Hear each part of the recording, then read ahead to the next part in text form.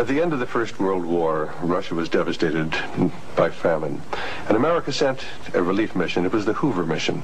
Do you know any of the facts surrounding the activities of the Hoover Commission? Well, there's no question that in 1922, 1923, Russia was finished. Industrial output was perhaps 8 or 10% of 1913 figures, and people were starving by the hundreds of thousands.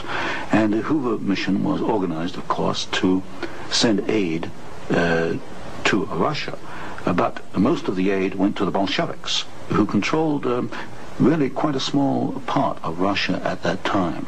Only a very small part of the aid went to the White Russians or to the Far East. And then after 1922, 1923, Lenin instituted something known as the New Economic Policy, or this series of 5-year plans.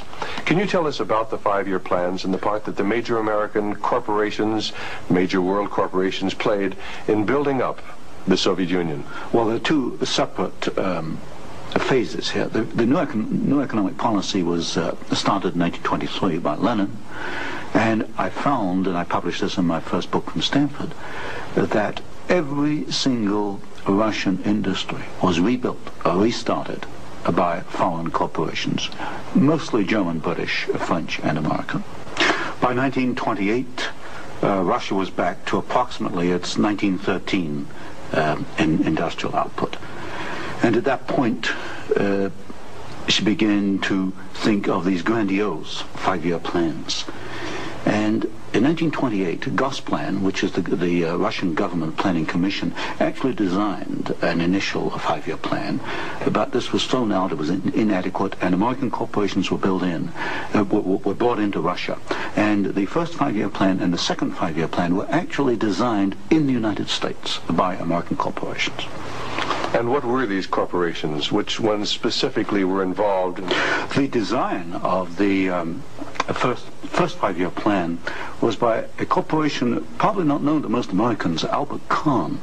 But Albert Kahn was the foremost industrial architect in the United States. And Albert Kahn laid out the basics of the first 5-year plan for the Soviets. And then we find, again, the same corporations involved with the construction of the plants. International General Electric, certainly, DuPont, Ford Motor, Hercules Motor, Curtiss-Wright in aircraft engines, and even some corporations which today were forgotten about, like Valti and Chance Vought. These were aircraft manufacturers at that time.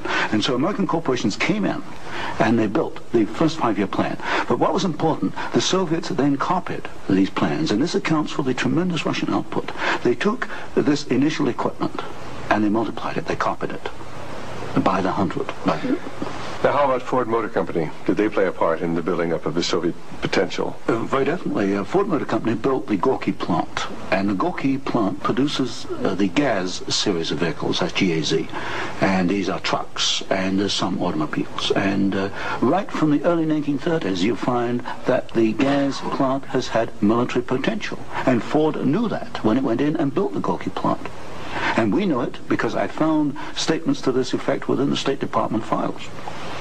Sometimes we hear the name Averell Harriman. Did he play a part in building up the Soviet technology? Very definitely. In fact, Averell Harriman came out of the Soviet Union financially at a profit. He took over the Georgian manganese concession in the early 1920s. Got this back on his feet for the Soviets, and manganese became a prime export for the Soviets, and so they were able to sell this abroad, get foreign exchange, which financed their industrialization. And then they bought out Harriman about 1929, and Averell Harriman received as compensation $1 million more than he put in the first place. How about Armand Hammer of Occidental Petroleum? Armand Hammer is a very interesting example. Armand Hammer received the first foreign concession in 1922 in asbestos in the Ural Mountains. And he also conducted for the Soviets a number of other enterprises, right down to pens and pencil manufacturing, for example.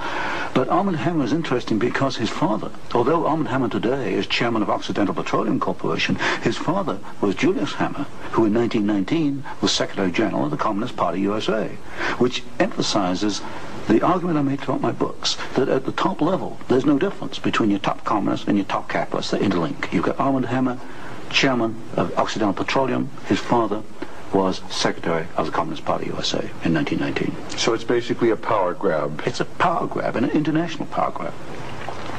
Now, during the Second World War, why, Russia was pretty well decimated once again by the German forces. What part did the American Lend-Lease program play in building up Russia's industrial capacity after the Second World War? Well, Lend-Lease built up Russia's capacity, modernized it, and expanded it during World War II.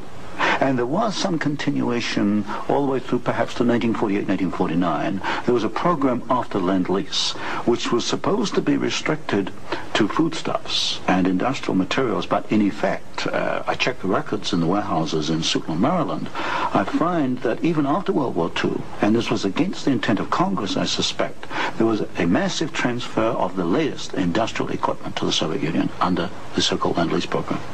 Now, in 1948, there was a fascinating book came out by Major Racy Jordan, in which he talked about American aid to the communists as far as their ability to build nuclear weapons.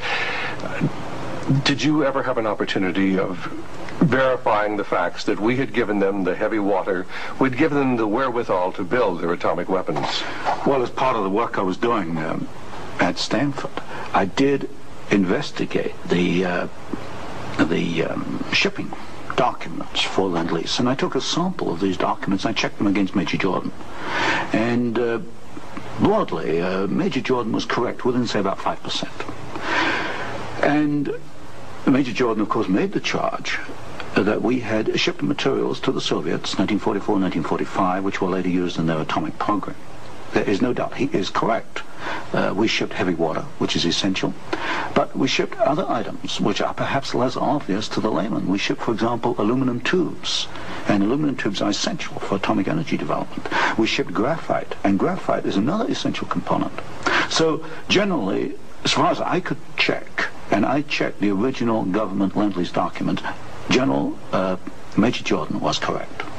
Now, as the years have gone by, of course, we see a growing Soviet nuclear threat. The Soviets now have MIRV missiles. Mm-hmm. Can you give a little of the background on how the Soviet Union, which really didn't have the technology to develop those MIRV missiles that threaten our cities today, how were they able to develop the MIRV capacity? Well, you've got to go back and look at how the Russians were able to develop a rocket, space technology anyway. What they did after World War II was American forces were held back for a while the Soviets occupied East Germany. They stripped East Germany. They took back the latest of the V-2 rocket technology from Peenemünde and other places, and the V-2 became the basis of the Russian space technology. Now, if you skip the intervening years, you will find when you come to the early 1970s that the Russians did not have the capability to MIRV their missiles. And in particular, they lacked the ability to produce the very precision, micro-miniature ball bearings that are needed for the control systems. There was only one company in the world, Bryant, Chuck and Grinder, which could make the machinery which machines the races within which these ball bearings run. And without those races, you just cannot make MIRV missiles in any quantity. You can make one off, but not in quantity. Bryant, Chuck and Grinder was allowed to ship to the Soviet Union 45 of these machines at a time when we only had 33 in the United States. But wasn't there any objection to doing this? I objected at Miami Beach in 1972. Other people objected, but the objections were squashed. And predominantly at fault here is Henry Kissinger and the incoming administration, the incoming Nixon administration. This was known, I'm sure it was known in DOD. If I knew it, then certainly DOD knew it. But the objections were squashed, and there was suppression of the information. And so once again we see America building up the military capacity, the nuclear threat from the Soviet Union? Well, this goes, when you talk about moving of missiles, you're talking about a quantum jump in your military technology. Now, I'm not a military man, but to me, the ability to do that is a massive leap forward, and we enabled them to do it, and we did it knowingly and deliberately.